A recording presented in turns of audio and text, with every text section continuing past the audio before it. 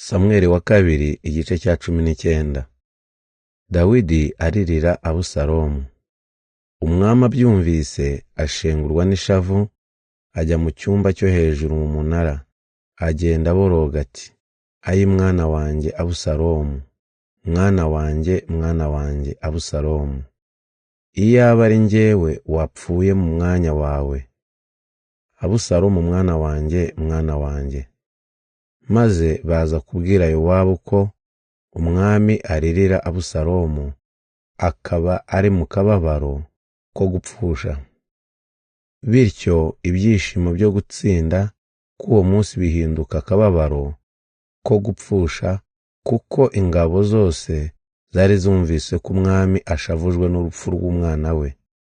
Ingabo zose zitabarutse zigaruka mu mujyi zibebera nk'izahunze ku rugamba. Umwami yitwikira mu maso, atera hejuru, araboroga ati: "Ayi mwana wanjye Abusalomu, mwana wanjye, mwana wanjye."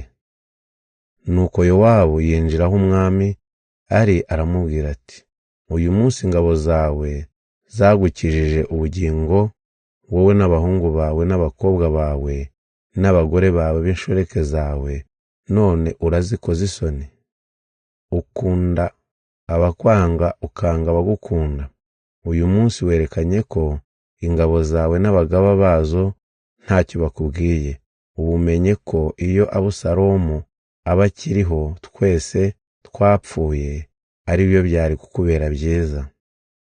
None haguruka ujye gushimira ingabo zawe. Nkurahiye Uhoraho ko nutabigenza utyo, ujya kwira nta muntu n'umwe usigaranye. Byakubera bibi cyane kuruta ibyago byose wagize kuva mu buto bwawe." Nuko umwami arahaguruka yicara imbere y'irembo ry'umujyi. Babwira ingabo ze zose bati: "Umwami yicaye imbere y'irembo." Ziraza zikoranira imbere ye. Dawidi ava mu buhungiro. Abisiraheli bari bahunze, buri wese yagiye iwe. Mu miryango yose y'Abisiraheli baravugaga bati: "Umwami yadukijije abanzi bacu cyane cyane Abafilisiti, ariko yavuye mu gihugu ahunga Abusalomu. None Abusalomu twari twariyimikiye kugira ngo atubere umwami, yaguye ku rugamba. Mutegereje iki kugira ngo mugarure umwami?" Iyo nkuru igera ku mwami Dawidi, maze atuma ku batambyi Sadoki na Abiyatari ati: "Mubwire abakuru b'Abayuda muti: kuki ari mwebwe mugiye kuba abanyuma kugarura umwami? Muri abavandimwe banjye turi amaraso amwe. Ni kuki ari mwe mugiye kuba abanyuma kugarura umwami?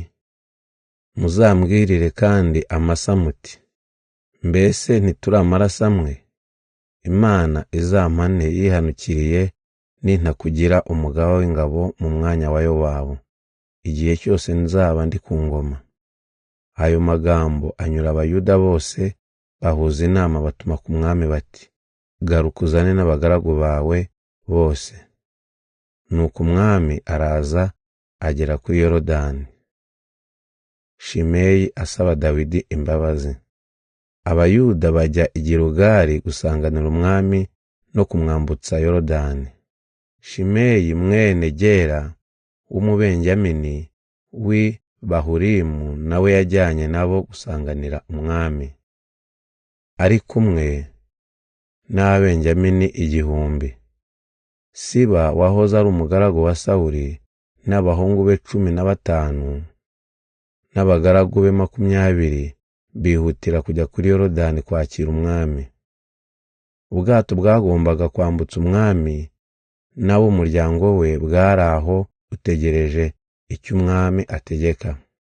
Shimeyi mwene Gera amaze kwambuka, yikubita hasi imbere y'umwami, aramubwira ati: "Nyagasani, ntiwite ku gicumuro cyanjye, wirengagize ibibi nagukoreye ubwo wavaga i Yerusalemu, ntubigumane mu mutima, Nyagasani. Rwose Nyagasani, nzi ko nacumuye, nicyo cyatumye mbanzirizaho umuryango wacu kuza kugusanganira. Nuko Abishayi mwene Seruya abaza umwami ati, mbese ibyo byabuza Shimeyi kwicwa, kandi yaratutse uwo Uhoraho yimikishije amavuta? Ariko Dawidi aramusubiza ati, mpuriye he namwe bene Seruya? Kuki mushaka kumbangamira? Uyu munsi nta Mwisiraheli ukwiriye gupfa, kuko namenye neza ko ari njye umwami w'Abisiraheli. Nuko umwami abwira Shimeyi ati, nturi bupfe. Arabimurahira. Mefibosheti yiregura kuri Dawidi. Mefibosheti umwuzukuru wa Sawuli nawe ajya gusanganira umwami. Ntiyari yarigeze yoga ibirenge cyangwa akata ubwanwa cyangwa amesa imyambaro ye kuva umwami yahunga kugeza umunsi agarutse amahoro i Yeruzalemu. Umwami aramubaza ati, Mefibosheti, ni iki cyatumye utaza ngo tujyane? Aramusubiza ati, nyagasani, umugaragu wanjye yarampemukiye. Nari namutegetse ko antegurira indogobe, kuko ndi ikimuga nkajyana nawe. Nyamara nyagasani aho kubikora atyo yarambeshyeye. None rero nyagasani, uri nk'umumarayika ukora icyo ubona ko gikwiriye. Ab'umuryango wa sokuru bose bari bakwiye kwicwa, ariko njye wanyemereye gusangira nawe. Ese nyagasani, koko hari ikindi nakwaka kimirenze ibyo? Umwami aramubwira ati, wikwirirwa uvuga byinshi. Ntegetse ko wowe na Siba mugabana isambu yahoze ari iya Sawuli. Mefibosheti aramubwira ati, nyagasani, ubwo tubonye ugaruka amahoro, nashaka ayijyane yose. Barizirayi aherekeza Dawidi. Barizirayi w'umunyagileyadi ava i Rogelimu kugira ngo aherekeze umwami amugeze hakurya ya Yorodani. Yari umusaza umaze imyaka 40 avutse. Igihe umwami yari i Mahanayimu, Barizirayi yamwohererezaga imfashanyo kuko yari umukungu. Umwami aramubwira ati, twambukane tujyane i Yeruzalemu, nzakwitura ineza wangiriye. Ariko Barizirayi asubiza umwami ati, shigaje imyaka ingahe yo kubaho byatuma tujyana i Yeruzalemu?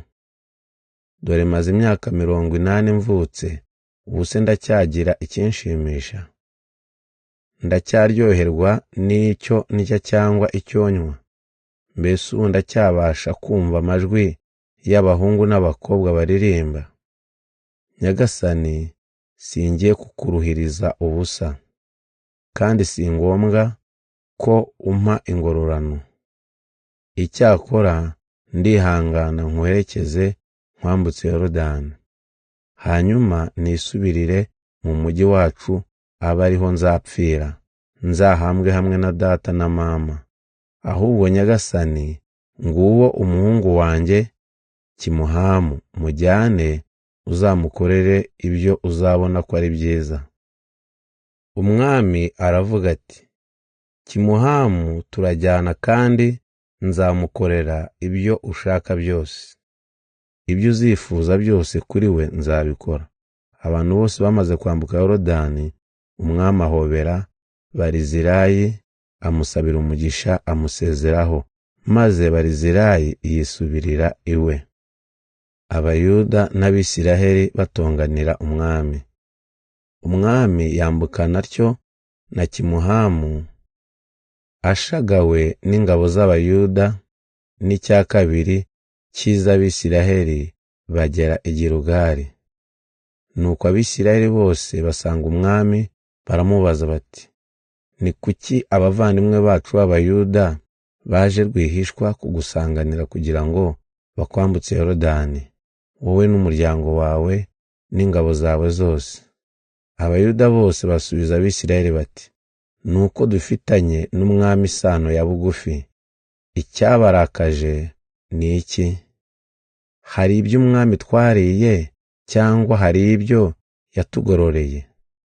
Abisirayeli barabasubiza bati, dufite uruhare ku mwami inshuro 10 kubarusha, ndetse no kuri Dawidi ubwe.